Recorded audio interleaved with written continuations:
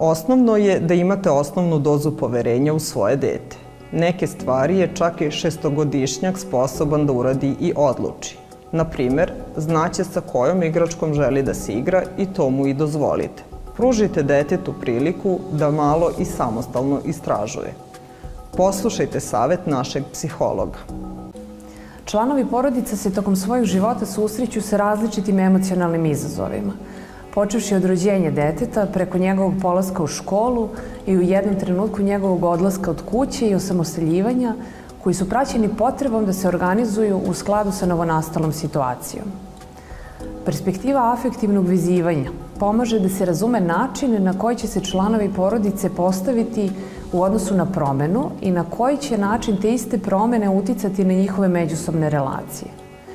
Moguće je da je za članove porodice povremeno funkcionalno da budu izuzetno bliski ili čak budu previše zavisni jedan od drugog, dok u drugim trenucima emocionalna distanciranost može biti prihvatljiva.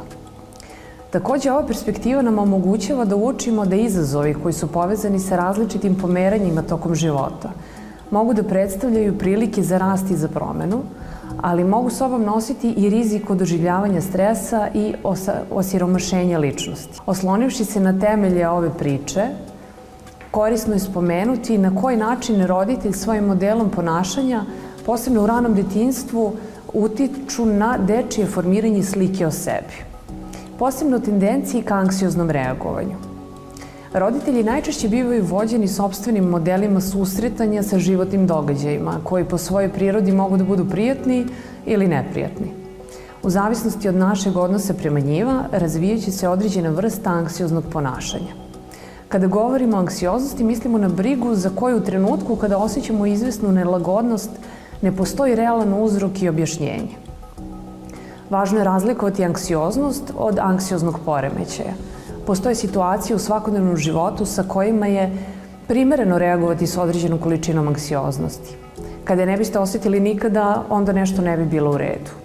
Mnoga istraživanja ukazuju na to da se anksioznost u porodici najčešće manifestuje kroz roditeljsku kontrolu. Dešava se da u određenim situacijama roditelji zahtevaju nešto od dece što ona sama vide kao intruzivno, nametljivo, pri čemu se dete prirodno opire, te ponavljajući ovakav povuci potegni stil odnosa mogu nastati anksiozne porodične interakcije. Sa druge strane, ono što takođe rezultira nastankom istih ili sličnih interakcija je roditelj koji preterano brine. Kod ovakvih roditelja briga može da poprimi oblik koji se odnosi na bezbednost i sigurnost njihove dece u nesrazmernom odnosu.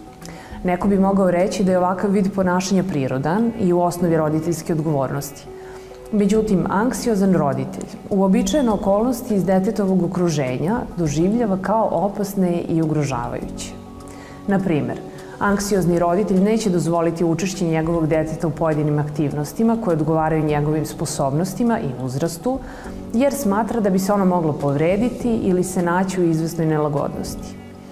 Takav tip roditelji će, na primjer, voziti svakodnevno svoje dete u školu automobilom kako bi se uverilo da je ono bezbedno stiglo, iako njegovi vršnjaci uveliko samostalno dolaze do tog odredišta.